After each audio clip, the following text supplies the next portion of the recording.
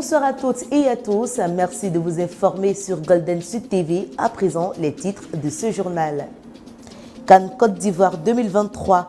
Après la lourde défaite des éléphants de la Côte d'Ivoire, les Ivoiriens criaient la démission de l'entraîneur ivoirien Jean-Louis Gasset.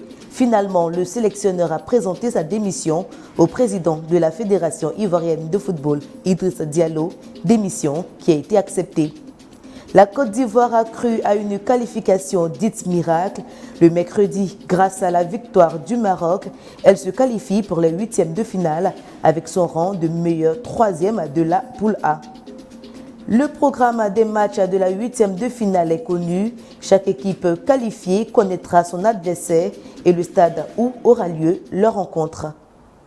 Voilà pour les grandes lignes. Bienvenue à cette grande session de l'information.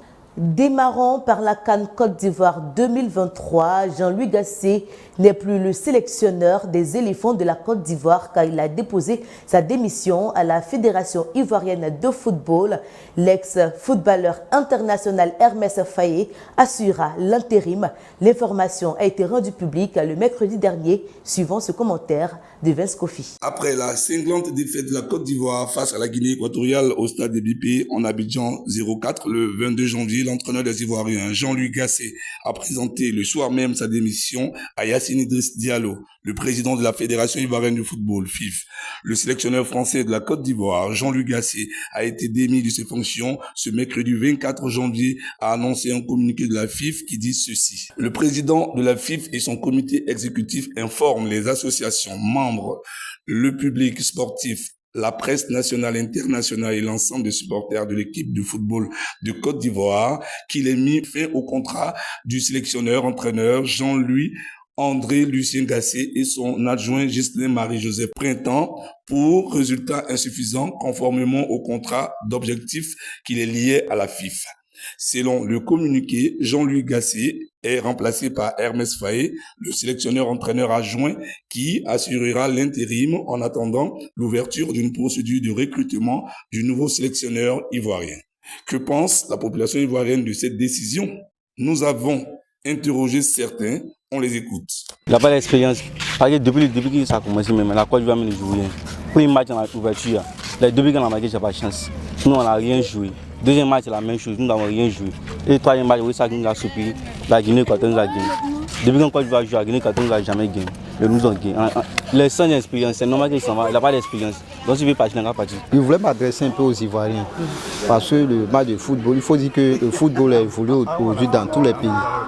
Et c'est ce qu'on voit. Avant, Namibie, il ne savait pas jouer. Mais aujourd'hui, là, tout le monde a pro, tout le monde attend, tout le monde a son club. Mais si ça trouve qu'ils ont gagné la Côte d'Ivoire, oui, ça fait mal. Mais des injures, jusqu'à frapper les gens, blesser les, c'est pas bon. Ah, comment faire pour régler ce problème? Revoyons le classement, revoyons les joueurs, il y a tout ça là. C'est ça, Blanc appelle un plan B, plan temps, c'est ça. C'est pas parce qu'ils t'ont gagné, c'est fini pour toi. Non. Moi, je pense que la démission de Jean-Louis Gasset est normale parce que d'abord, le match contre la Guinée-Bissau, il n'a pas corrigé, il a eu certaines erreurs défensives et puis au niveau du milieu, il y avait des erreurs. Au niveau de toute l'équipe, il y avait des erreurs, il n'a pas corrigé ça. Et puis il a pris les mêmes lacunes pour aller jouer le match contre le Nigeria. C'est pour ça qu'on a perdu 1-0. Et puis au troisième match encore, à une grande surprise, ils vont changer, ils vont refaire le classement encore. Alors que les joueurs qui étaient blessés, là, Adengra, ils n'ont pas été titulaires à ce match-là. Ils sont rentrés vers la fin du match. Moi, je pense qu'il a démissionné, comme on dit, MS Faye et puis les ex. Ceux qui ont joué avant, ils vont venir. Donc, moi, je pense que c'est mieux, quoi. Je pense que ce que l'entraîneur Jean-Louis Gasset a fait n'est pas normal. Parce que, en temps normal, tu as débuté l'année avec nous. Tu dois terminer l'année, même si. Parce que dans la vie, il y a les hauts et les bas.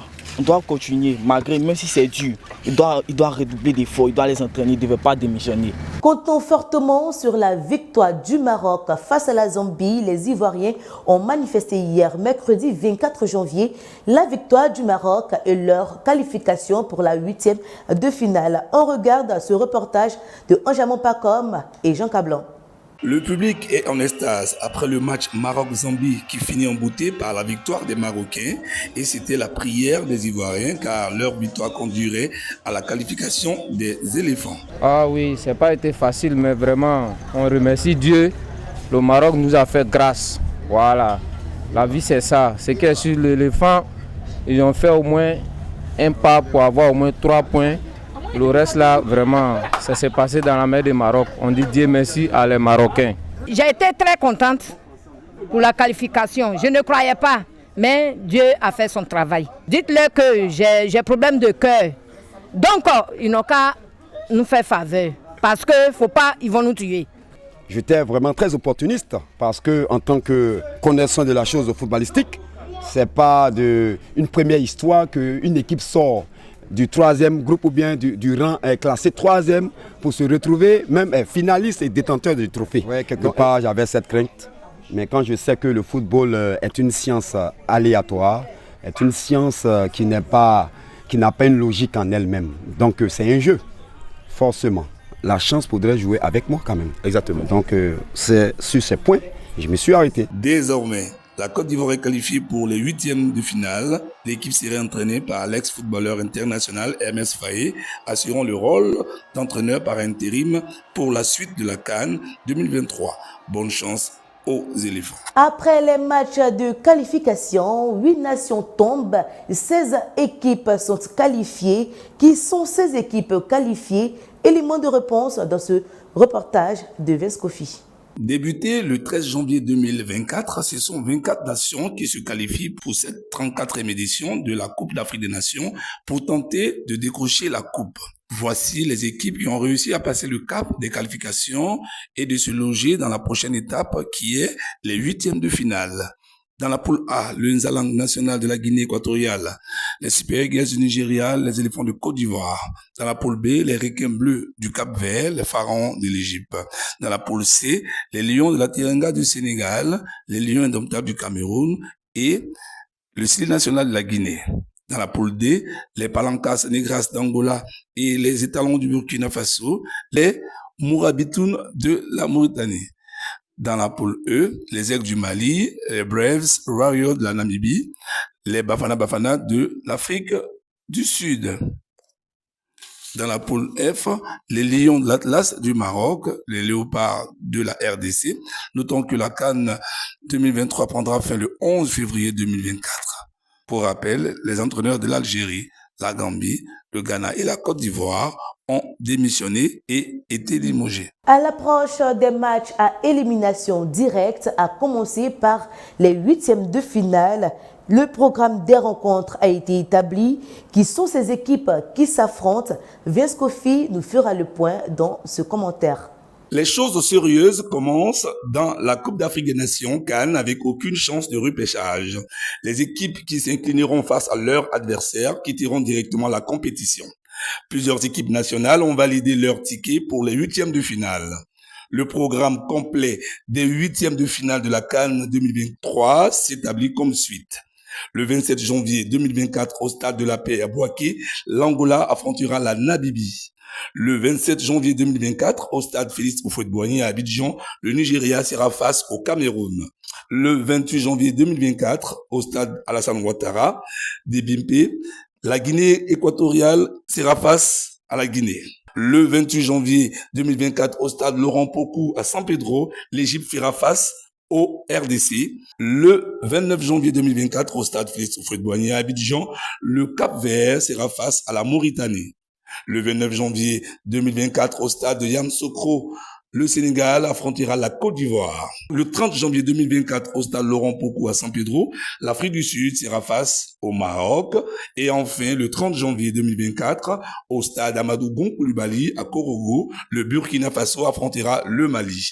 Notons que la Coupe d'Afrique des Nations CAN prendra fin le 11 février 2024. Sortons du domaine sportif. À Koumassi, la mairie dote la police municipale d'engins roulants afin de permettre à celle-ci d'assurer et de renforcer la sécurité des résidents. Les précisions de Jean Cablan. La commune de Koumassi a franchi une étape dans l'amélioration de la sécurité publique. Le mardi 23 janvier 2024, à travers ce don de nouveaux véhicules à la police municipale reçus par la mairie de la dite commune. La cérémonie officielle de ce don s'est déroulée au sein de l'hôtel communal. Lors de cette cérémonie solennelle, le maire Baletou Narcisse a souligné l'importance de cette dotation en véhicules qui est de répondre à une priorité établie par Cissé Ibrahima Bakongo, l'ancien maire de Koumassi, par ailleurs ministre-gouverneur. Il souligne que l'objectif principal de cette initiative était d'accroître la mobilité de la police municipale en vue de renforcer la sécurité des résidents et des biens dans la commune. Après la remise officielle des clés, le maire a adressé quelques mots d'encouragement au commandant Soumaoro Mémon et à ses hommes.